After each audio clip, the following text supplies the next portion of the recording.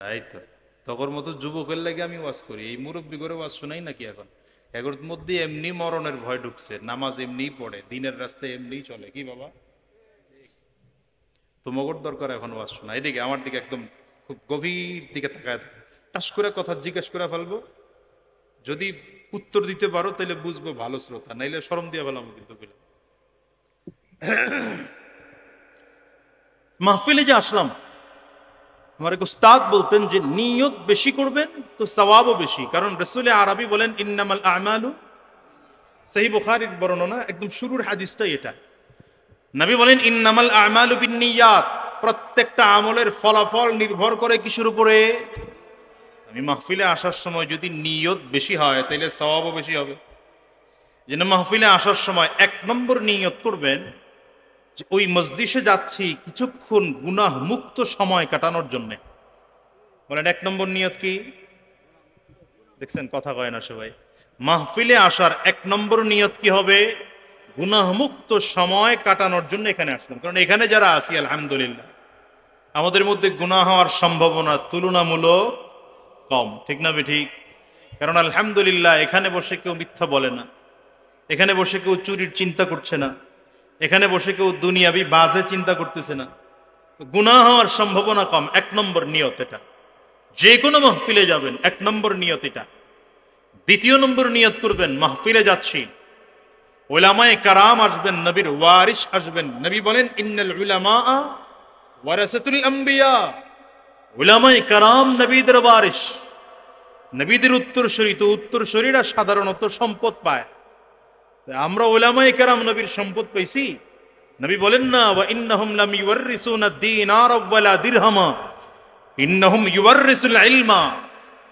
আল্লাহর নবী বলেন উলামায়ে কেরাম যে আমার উত্তরসূরি, তারা যে আমার ওয়ারিস, আমার সম্পদের মালিক না, তাদের জন্য আমি সম্পদ রেখে যাই নাই, বরঞ্চ তারা আমার আল্লাহর কোরআনের ইলমের সম্পদ হয়েছে। এই জন্য আমরা নবীর ইলমের অধিকারী উলামায়ে কেরাম। দ্বিতীয় নম্বর এই চিন্তা করে আসবেন যে উলামায়ে কেরামদের চেহারার দিকে তাকাইতে যাইতেছে। উলামায়ে কেরাম নবীদের ওয়ারিস, নবীর ওয়ারিসের চেহারার দিকে তাকাইলাম। তিন নম্বর, মজলিসে অনেক মানুষ থাকবে, দিনদার থাকবে, ইমানদার থাকবে, সেখানে দু চারজন আল্লাহ ওয়ালাও থাকবেন। কিছুক্ষণ সময় আল্লাহ ওয়ালাদের সাথে কাটানোর জন্য মাহফিলে যেতেছে। বুঝেন নাই কথা? কয়টা গেল? দেখছেন কথা পায় না, কয়টা গেল? চার নম্বর, মাহফিলে আসার সময় নিয়ত করে আসবেন কিছু শিখতে যাচ্ছি, কিছু শিখতে যাইতেছি। এখন মাহফিলে তো শিখা হয় না, কারণ হলো আমরা বক্তারাও কি কই আমরাও বুঝি না, ঘন্টা দুই ওয়াজ করা জায়গা, আপনারাও বুঝেন না কি ওয়াজ শুনছেন, আপনারাও বুঝেন না। অনেকে বুঝার নিয়তে আসবেন, কিছু শিখার নিয়তে আসবেন। পাঁচ নম্বর, শিখে বাকি জিন্দিগি সে অনুযায়ী গড়ার জন্যে মাহফিলে আসবে। পাঁচ নিয়ত করলে সওয়াব পাঁচ ধরনের হবে। এটা হলো মাহফিলে আসার সময়ের নিয়ত। বসার মধ্যে কিছু আদব আছে। মাহফিলে যখন বসবেন সাবধান, আপনার বসার কারণে যেন কারো কষ্ট না হয়, আপনার বসার কারণে যেন কারো কষ্ট না হয়। দ্বিতীয় নম্বর, মাহফিলে বসছেন এত মনোযোগী হয়ে বসবেন যিনি আলোচনা করছেন তার কথাগুলো দিলের কান লাগায়, শুধু চামড়ার কান না, দিলের কান লাগায় শুনবার জন্য বসবেন। তিন নম্বর, যিনি আলোচনা করবেন তার চেহারার দিকে তাকিয়ে কথা শুনবেন। কথা শুনবেন কোন দিকে তাকায়? নিচের দিকে তাকায় না, যিনি আলোচনা করতেছেন তার চেহারার দিকে তাকায়। চার নম্বর একটা কাজ, এটা শিখায় দিয়ে যায়, ওখানে বসে বসে আলোচকের জন্য দোয়া করবেন, আল্লাহ এমন কথা আলোচকের জবান থেকে বের করে দাও যেটা জাতির হিদায়াতের উদ্দেশ্যে হয়, যেটা জাতির জন্য কি হয়? হিদায়াত হয়। এই জাতীয় কথা আলোচকের জবান থেকে বের করে দাও, এই নিয়ত করে বসেন। এখনকার মাহফিলগুলোতে আসলে সব এলোমেলো হয়ে গেছে। আমি মাঝে মাঝে আলোচনায় বলি, দু চারজন আলোচক, দু চারজন শ্রোতা, দু চারটা মাহফিল কমিটি ছাড়া অধিকাংশ জায়গায় ভেজাল। আমরা বক্তারাও নিয়ত করে আসি, যা বলি আর না বলে যাওয়ার সময় একটা বান্ডিল ঠান্ডিল পামু নিয়ে যাবো। তাহলে আমাদের অধিকাংশ নিয়ত, দু চারজন আছে মাশাআল্লাহ ভালো। আপনারা শ্রোতা যারা, আপনাদের নিয়ত হইল গিয়া দেহি হুজুরের সুর কেমন, সুর দিলে কয় ওয়াজ জমছে, সুর না দিলে কয় আজকে হুজুর ওয়াজ জমাইতে পারে না। কি কথা বলেন না কেন? মাহফিল কমিটির নিয়ত হলো অধিকাংশ জায়গায় অবস্থা মাহফিল উপলক্ষে একটা কালেকশন টালেকশন হোক। আজকে দেখলাম হয়তো কোনো এক ব্যক্তির একক বা পরিবারের পারিবারিক ভাবে আয়োজন, ভালো আলহামদুলিল্লাহ। এই জন্য বলবো, আমি আমার নিয়ত পরিবর্তন করি, আপনি আপনার নিয়ত পরিবর্তন করেন, মাহফিল কমিটি তার নিয়ত পরিবর্তন করুক। আমরা প্রত্যেকে এখানে হিদায়াতের কথা শুনবার জন্যে, হিদায়াত ওয়ালা হওয়ার জন্যে, দিনদার হওয়ার জন্য বসেছি। তৈয়ার ইনশাআল্লাহ? কারা কারা তৈয়ার? দু হাত উঁচু করে আল্লাহরে দেখান।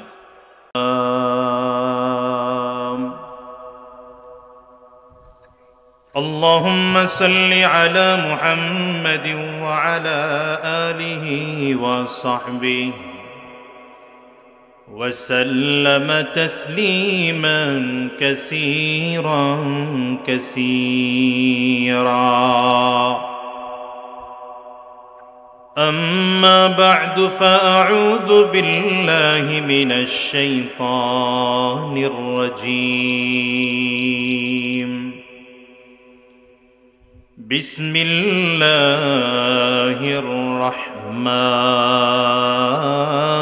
الرحيم. لقد كان لكم في رسول الله أسوة حسنة. وقال تعالى: وإنك لعلى خلق عظيم. صدق الله العظيم وصدق رسوله النبي الكريم.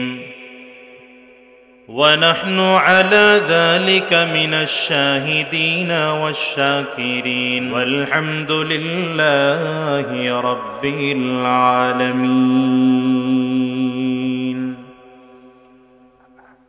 سبحانك لا علم لنا إلا ما علمتنا إنك أنت العليم الحكيم. رب اشرح لي صدري ويسر لي أمري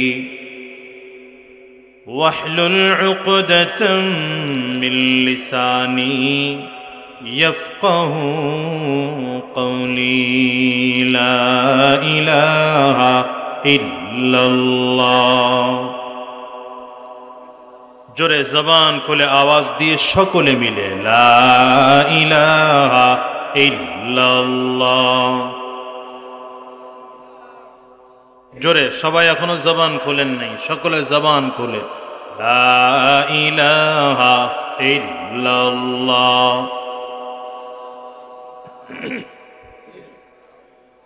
লা ইলাহা ইল্লাল্লাহ। লা ইলাহা ইল্লাল্লাহ। লা ইলাহা ইল্লাল্লাহ।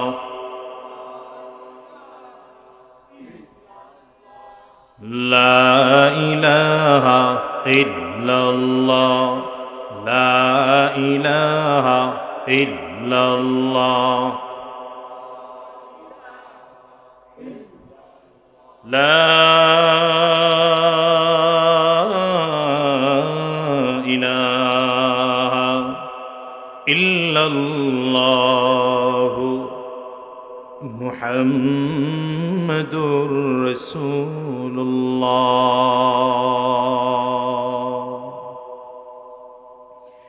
তাতুয়াকান্দি দক্ষিণ পাড়া মুশাররফ আলী মাস্টারের নতুন বাড়িতে মরহুম সিদ্দিকুর রহমান সাহেবের আত্মার মাগফিরাত কামনার্থে আজকের এই ষষ্ঠ বার্ষিক ওয়াজ মাহফিল, আজকের এই মাহফিলের মুহতারাম সম্মানিত সভাপতি, সম্মানিত অতিথিবৃন্দ, মঞ্চে উপস্থিত উলামায়ে কেরাম, এতক্ষণ অত্যন্ত জ্ঞান গর্ভ আলোচনা করেছেন কোরআন ও সুন্নাহ ভিত্তিতে বাংলাদেশের এক উজ্জ্বল নক্ষত্র এবং আমি যাকে জিন্দা লাইব্রেরি বলি, বাংলাদেশের অন্যতম আলেমে দ্বীন, আমার অত্যন্ত প্রিয় মানুষ, আমার স্নেহাস্পদ হযরতুল আল্লামা মুফতি আরিফ বিন হাবিব সাহেব দামাত বারাকাতুহুমুল আলিয়া, উপস্থিত অন্যান্য হযরত উলামায়ে কেরাম, সম্মুখপানে সমবেত দ্বীন প্রিয়, ইসলাম প্রিয়, দীনদার ইমানদার মুমিন মুসলমান মর্দে মুজাহিদ ভাইরা, মুরব্বী বাবা জিরা, যুবক বন্ধুরা, কচি কাঁচা মাসুম বাচ্চারা, পর্দার অন্তরালে অবস্থানরতা সম্মানিতা শ্রদ্ধা মা ও বোনেরা, আল্লাহ পাকের শুকর যে আল্লাহ তাআলা আপনাকে আমাকে অত্যন্ত দয়া করে, মায়া করে, মহাব্বত করে ভালোবেসে আজকের এই জান্নাতি বাগানে ইমানদারদের মজলিসে, আল্লাহ ওয়ালাদের মজলিসে, বিশেষ করে আল্লাহ পাকের জাকিরিন ও শাকিরিন বান্দাদের মজলিসে যে রব্বে করিম, মৌলাই করিম আপনাকে আমাকে আসার বসার তৌফিক দান করেছেন, সে মহান রব্বুল ইজ্জত ওয়াল জালালের দরবারে শুকর আদায় করি। আমরা সকলেই জবান খুলে আওয়াজ দিয়ে জোরে সোরে বলি আলহামদুলিল্লাহ। এখনকার মাহফিলগুলোতে মোবাইলের যন্ত্রণায় কথা বলা যায় না, এই রোগটা আপনাদের এখানেও পাইলাম। সারাটা জীবনই খালি মোবাইল টিপেই কাটাইবা যারা মোবাইল টিপতেছ।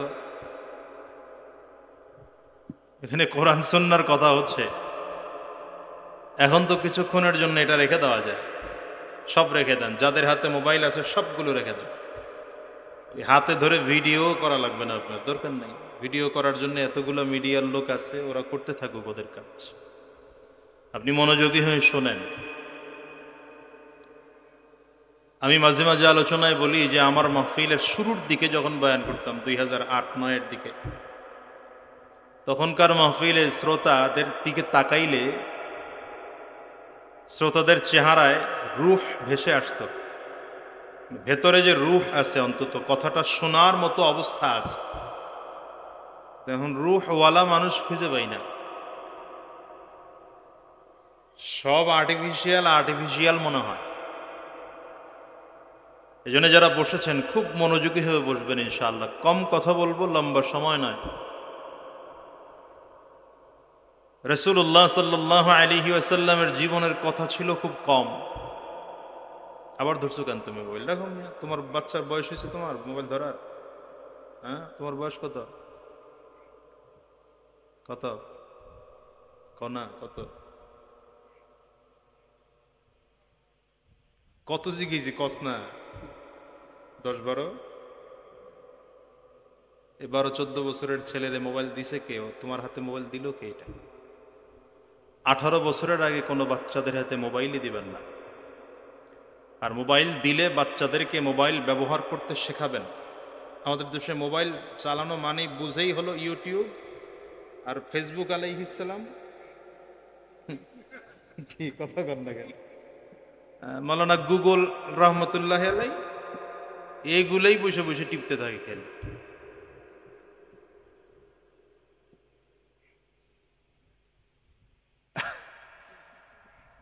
আপনার প্রযুক্তি আপডেট হয়েছে, তার মানে এই না যে আমাকে এটা দিয়ে খারাপ কিছু রাস্তায় হাঁটতে হবে। আরে ভাইগুলো ভালো কিছু করা যায় না। আমি যে আস্তে আস্তে আপনাদের এখানে অন্তত 5-7টা হাদিস আমি আপনাদের এখানে আস্তে আস্তে পড়ছি, এখন আমার কি গুনাহ হয়েছে না সওয়াব হয়েছে বলেন? আমি এই যে দেখাই আপনাদেরকে, হয়ে গেল। ওই মোবাইল আসলে খুব একটা ভালো বুঝিও না। এটা কি আমার উপকার হয়েছে না ক্ষতি হয়েছে বলেন তো? আপনারা যারা শুধু এটার মধ্যেই থাকেন, 24টা ঘন্টা এটার মধ্যে, সারাক্ষণ এটার মধ্যেই ব্যস্ত, যে দেখাবো করে আর কি যে কি কি বললাম। এই যে এখানে হুজুররা যারা আছেন দেখতেছে, এই সার্চ দিতে দিতে আইসি আর এক একটা আমার দিছে আর পড়ছে, তো আমার কি গুনাহ হইছে? মোবাইল তো ভালো রাস্তায় চালানো, কি কথা বুঝেন নাই? আপনি চাইলে এটা দিয়ে, এটা একটা অস্ত্র, পিস্তল, পিস্তলের কোনো দোষ না, পিস্তল যে চালায়, চালানোর কারণে পিস্তল দোষ হয়, ঠিক না? পিস্তল যদি, বন্দুক যদি অপরাধীর হাতে থাকে তো সেটা দিয়ে অপরাধ হয়, কিন্তু পিস্তল বা বন্দুক যদি, গুলি যদি আইন শৃঙ্খলা রক্ষা বাহিনীর হাতে থাকে সেটা দিয়ে অপরাধ দমন হয়। যদিও আমাদের দেশের আইন শৃঙ্খলা রক্ষা বাহিনীর চরিত্রটা এখন ভিন্ন হয়ে গেছে, কি কথা কয় না কেন? কারণ এরা লাইসেন্স প্রাপ্ত অপরাধী হয়ে গেছে, এদের আচরণে মনে হয় এরা লাইসেন্স প্রাপ্ত চোর আর ডাকাত আর গুন্ডা আর সুদখোর আর ঘুষখোর হয়েছে, ঠিক কিনা বলে? আমাদের চরিত্রের অবক্ষয়, চরিত্রের অধপতন। আপনারা বসে পড়েন বাবা, বসে পড়েন, দাঁড়াই দেখে লাভ কি? কতক্ষণ দাঁড়ায় থাকবেন? আমি তো অন্তত 1 ঘন্টা কথা কম বলেন। আর আপনারা এই ফ্যান সেট করে তো বিপদে ফেলাইছেন। ফ্যানের তলে তলে লোক বইছে, মাঝখানটাকে ফাঁকা রাখছে কেন? এটা ফাঁকা রাখছেন কেন? এই মাঝখানটারে আমি তাকাবই তো মাঝখানের দিকে, ঠিক না? দেখছেন বসার আদব। এই যে আজকে আমার ভালো লাগছে, আমি আসতে আসতে যতটুকু 10-15 মিনিট পাইলাম, মুফতি আরিফ বিন হাবিব সাহেবের আলোচনা, মেহমানদের আদব সম্পর্কে কথা বলছিলেন মনে হয়, শুরু শেষ এটাই ছিল আলোচনা। আপনারা ভালো কিছু শিখছেন আলহামদুলিল্লাহ। আমিও যেটা চিন্তা করছি, আমিও আরেকটা বিষয় নিয়ে কথা বলবো, তো আগে কিছু বইকে নেই আপনাদেরকে, কারণ আমার অভ্যাস একটু ভিন্ন। আমি আগে কাপড় ধোলাই করি, পরে নীল দেই। সাদা জামা আগে সাবান দিয়ে কি করতে হয়? ধুইতে হয়। আগে পরিষ্কার না করে এটাতে নীল দিলে কাজ হবে? পাবলিক হলো এখন ডাইরেক্ট ওয়াজ শুনতে চায় না, ডাইরেক্ট ওয়াজ শুনে আমল কম। আল্লাহ আমাদের হেফাজত করুন, আমিন বলেন। এই দুই দিক থেকে একটু চাপেন তো ভাই, চাইবে চাইবে মাঝখানটা একটু পূরণ করেন তো দেখি, একটু মাঝখানটাকে পূরণ না, আসতে হবে না সামনে, ওখানেই শুধু একটু চাপেন, চাইবে চাইবে মাঝখানটারে মিলান একটু একটু, যেন মাঝখানটার দিকে তাকাইলে আমার ভালো লাগে। মজলিসে বসার কিছু আদব আছে ভাই, এই যে এখানে বসছেন, বসার কিছু আদব আছে না? মাহফিলে আসছেন, আসার কারণে গুনাহ কামাইতে আসছি না সওয়াব কামাইতে আসছি? বলেন না কথা, গুনাহ না সওয়াব কামাইতে আসছি? মাহফিলে এই ছেলে, এই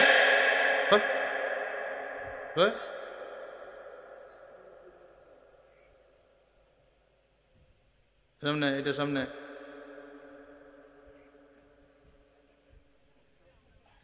না আইলে আমি ওয়াজ করব না তো।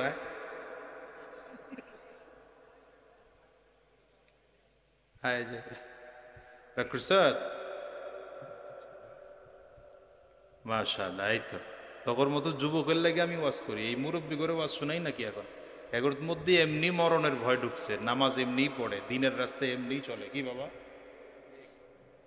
তোমার দরকার এখন ওয়াজ শোনা? এদিকে আমার দিকে একদম খুব গভীর দিকে তাকায়, টাস করে কথা জিজ্ঞেস করে ফেলবো, যদি উত্তর দিতে পারো তাহলে বুঝবো ভালো শ্রোতা, নাইলে শরম দিয়ে ফেলাম কিন্তু। মাহফিলে যে আসলাম, আমার এক উস্তাদ বলতেন যে নিয়ত বেশি করবেন তো সওয়াবও বেশি, কারণ রাসূল আরবি বলেন ইন্নামাল আমালু, সহিহ বুখারীর বর্ণনা, একদম শুরুর হাদিসটাই এটা। নবী বলেন ইন্নামাল আমালু বিন্নিয়াত, প্রত্যেকটা আমলের ফলাফল নির্ভর করে কিসের উপরে? আমি মাহফিলে আসার সময় যদি নিয়ত বেশি হয় তাহলে সওয়াবও বেশি হবে।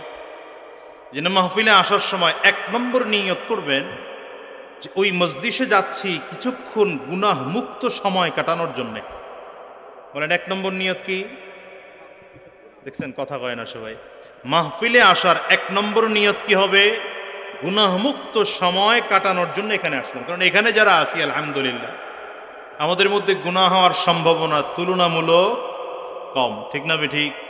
কারণ আলহামদুলিল্লাহ এখানে বসে কেউ মিথ্যা বলে না, এখানে বসে কেউ চুরির চিন্তা করছে না, এখানে বসে কেউ দুনিয়াবি বাজে চিন্তা করতেছে না, গুনাহ হওয়ার সম্ভাবনা কম। 1 নম্বর নিয়ত এটা।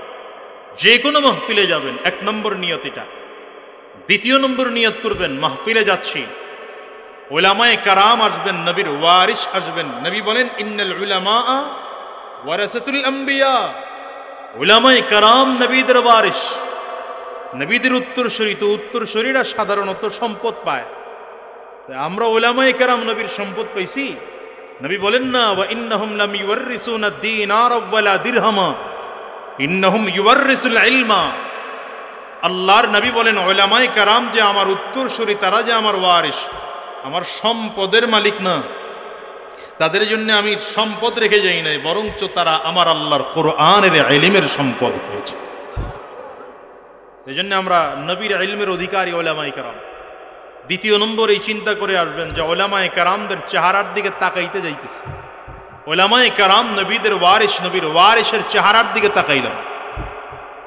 3 নম্বর, মজলিসে অনেক মানুষ থাকবে, দিনদার থাকবে, ইমানদার থাকবে, সেখানে 2-4 জন আল্লাহ ওয়ালাও থাকবেন। কিছুক্ষণ সময় আল্লাহ ওয়ালাদের সাথে কাটানোর জন্য মাহফিলে যেতেছে। বুঝেন নাই কথা? কয়টা গেল? দেখছেন কথা পায় না, কয়টা গেল? 4 নম্বর, মাহফিলে আসার সময় নিয়ত করে আসবেন, কিছু শিখতে যাচ্ছি, কিছু শিখতে যাইতেছি। এখন মাহফিলে তো শিখা হয় না। এরন হলো আমরা বক্তারাও কি কই আমরাও বুঝি না, ঘন্টা 2 ওয়াজ কইরা জায়গা, আপনারাও বুঝেন না, কি ওয়াজ শুনছেন আপনারাও বুঝেন না। অনেক বুঝার নিয়তে আসবেন, কিছু শিখার নিয়তে আসবেন। 5 নম্বর, শিখে বাকি জিন্দিগি সে অনুযায়ী গড়ার জন্যে মাহফিলে আসবে। 5 নিয়ত করলে সওয়াব 5 ধরনের হবে। এটা হলো মাহফিলে আসার সময়ের নিয়ত। বসার মধ্যে কিছু আদব আছে। মাহফিলে যখন বসবেন সাবধান, আপনার বসার কারণে যেন কারো কষ্ট না হয়।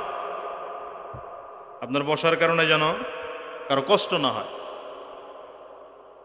দ্বিতীয় নম্বর, মাহফিলে বসছেন তো এত মনোযোগী হয়ে বসবেন, যিনি আলোচনা করছেন তার কথাগুলো দিলের কান লাগায়, শুধু চামড়ার কান না, দিলের কান লাগায় শুনবার জন্য বসবেন।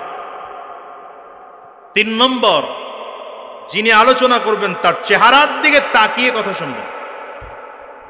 কথা শুনবেন কোন দিকে তাকায়? নিচের দিকে তাকায় না, যিনি আলোচনা করতেছেন তার চেহারার দিকে তাকায়। 4 নম্বর একটা কাজ, এটা শিখায় দিয়ে যায়, ওখানে বসে বসে আলোচকের জন্য দোয়া করবেন, আল্লাহ এমন কথা আলোচকের জবান থেকে বের করে দাও যেটা জাতির হিদায়াতের উদ্দেশ্যে হয়, যেটা জাতির জন্য কি হয়? হিদায়াত হয়। এই জাতীয় কথা আলোচকের জবান থেকে বের করে দাও, এই নিয়ত করে বসেন। এখনকার মাহফিলগুলোতে আসলে সব এলোমেলো হয়ে গেছে। আমি মাঝে মাঝে আলোচনায় বলি, 2-4 জন আলোচক, 2-4 জন শ্রোতা, 2-4টা মাহফিল কমিটি ছাড়া অধিকাংশ জায়গায় ভেজাল। আমরা বক্তারাও নিয়ত করে আসি, যা বলি আর না বলে যাওয়ার সময় একটা বান্ডিল ঠান্ডিল পামু নিয়ে যাবো। ঠিক, তাহলে আমাদের অধিকাংশ নিয়ত, 2-4 জন আছে মাশাআল্লাহ ভালো। আপনারা শ্রোতা যারা, আপনাদের নিয়ত হইল গিয়ে দেখি হুজুরের সুর কেমন। কথা সুর দিলে কয় ওয়াজ জমছে, সুর না দিলে কয় আজকে হুজুর ওয়াজ জমাইতে পারে না। কি কথা বলেন না কেন? মাহফিল কমিটির নিয়ত ছিল অধিকাংশ জায়গায় অবস্থা মাহফিল উপলক্ষে একটা কালেকশন টালেকশন হোক। আজকে দেখলাম হয়তো কোনো এক ব্যক্তির একক বা পরিবারের পারিবারিক ভাবে আয়োজন, ভালো আলহামদুলিল্লাহ। এই জন্য বলবো, আমি আমার নিয়ত পরিবর্তন করি, আপনি আপনার নিয়ত পরিবর্তন করেন, মাহফিল কমিটি তার নিয়ত পরিবর্তন করুক। আমরা প্রত্যেকে এখানে হিদায়াতের কথা শুনবার জন্যে, হিদায়াত ওয়ালা হওয়ার জন্যে, দিনদার হওয়ার জন্য বসেছি। তৈয়ার ইনশাআল্লাহ? কারা কারা তৈয়ার? 2 হাত উঁচু করে আল্লাহরে দেখান।